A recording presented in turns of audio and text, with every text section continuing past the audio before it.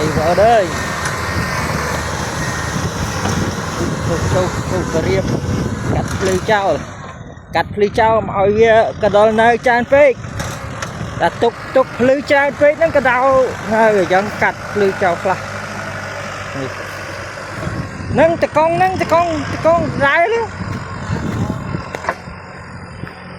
con bạc độ đó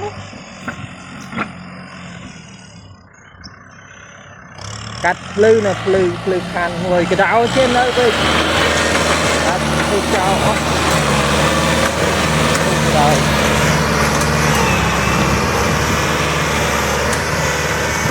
đấy cái đau kìa đây tôi sẽ lẹ nó này hả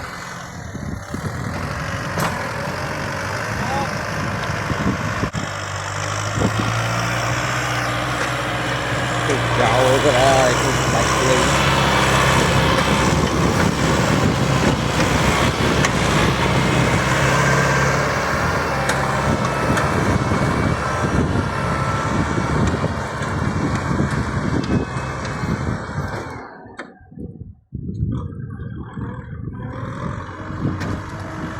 tục lư trao tới qua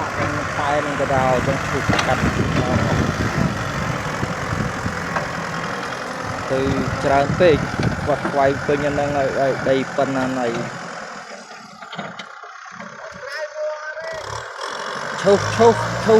chụp dân à sát này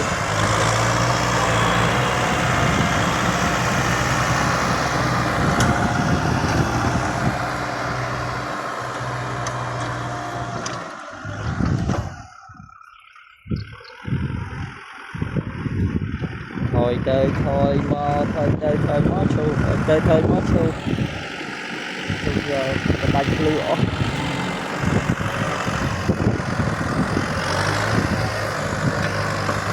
anh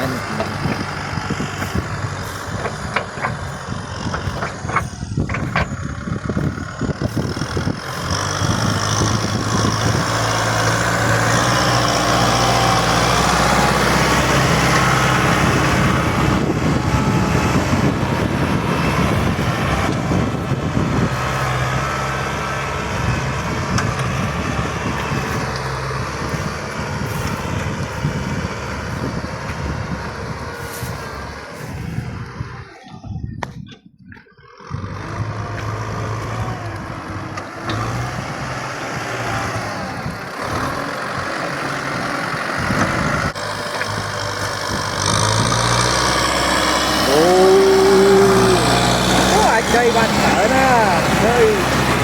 không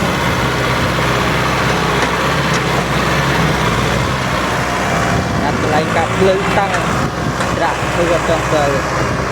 tăng lại này này có tới cái chậu vừa chia riêng về này hơi nó còn năng anh ra ơi